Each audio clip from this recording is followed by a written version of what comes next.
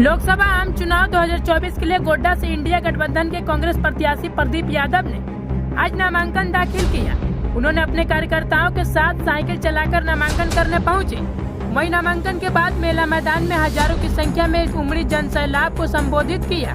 बताते चले, इस कार्यक्रम में झारखंड प्रदेश के मुख्यमंत्री चंपई सोरेन, कृषि मंत्री बादल पत्रलेख, खेल मंत्री हफीजुल हसन, महागामा विधायक दीपिका पांडे सिंह, विजय हांसदा, संजय यादव सहित कई बड़े चेहरे नजर आए।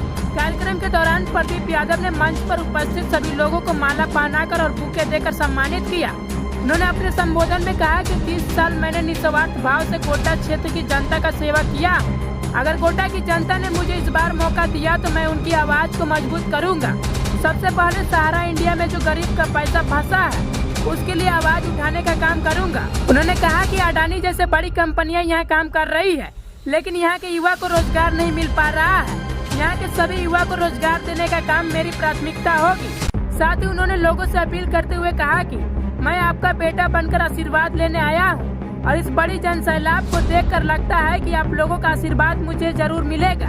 वहीं मौके पर उपस्थित मुख्यमंत्री चंपई सोरेन ने कहा कि भारतीय जनता पार्टी सिर्फ जुमलेबाजी करती है। आज तक जो भी वादे किए हैं, चाहे वो 15 लाख खाते में आने की बात हो, चाहे युवा की रोजगार की बात हो, गरीबों की पक्के मकान की बात हो या महंगाई कम करने की बात हो, वह एक भी धरातल पर नजर नहीं आ रहा है। लेकिन हमारी सरकार जो भी गरीबों की पार्टी है, कई प्रकार की योजनाएं चला रही है जिससे गरीबों का फायदा हो रहा है।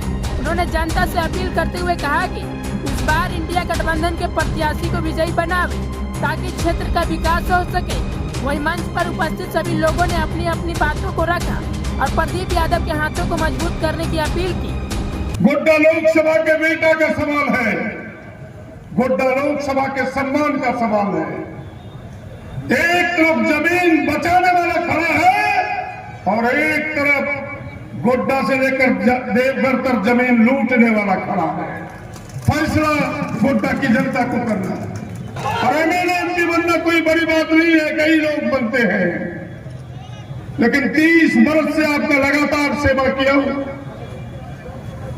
आपको भगवान मान के सेवा किया हूं और मैं तो कहता हूं कि जनता जनार्दन है, जनता मेरे लिए भगवान है।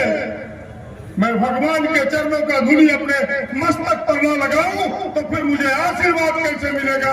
मैं इसलिए आपके पास खड़ा हूं, इसलिए आपका आशीर्वाद चाहिए, आपका सहयोग चाहिए और मैं आपको यकीन और विश्वास दिलाता हूं कि 15 वर्षों तक जो गोड्डा ने बिना सांसद का अपने आप को टूअर एहसास किया, आपके दुख तकलीफ में कोई सहारा न बना, आपने कभी फोन किया, आपका क्या जो उनके साथ रहता है उसका भी फोन नहीं उठाया। हम एक ऐसा सांसद, ऐसा प्रतिनिधि आपका बनेंगे। आप मुझे पहले से जानते हैं कि आपके दुख सुख का साथी बनूंगा, आपकी समस्याओं को समझने का प्रयास करूंगा और मैं गारंटी देता हूं कि गोड्डा की एक एक समस्या का निदान करने का प्रयास करूंगा। ये मैं आपको यकीन दिलाता हूं। मैं इस क्षेत्र में घूम रहा था, यहां से लेकर के मधुपुर तक, महागामा से मधुपुर तक, लोगों का एक बड़ा सवाल है जिस सवाल की चर्चा करना चाहता हूं।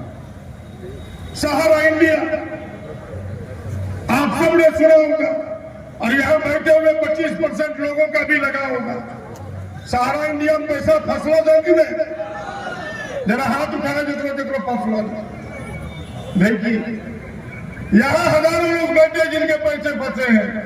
15 वर्ष से आपके सांसद ने कभी मुंह खोला? जरा बैराज से जोरस बोला, मुंह खोल रखा नहीं खोला, क्या खोलेगा? कॉर्पोरेट घराने का एजेंट कॉर्पोरेट के विरोध में कैसे बोल सकता है?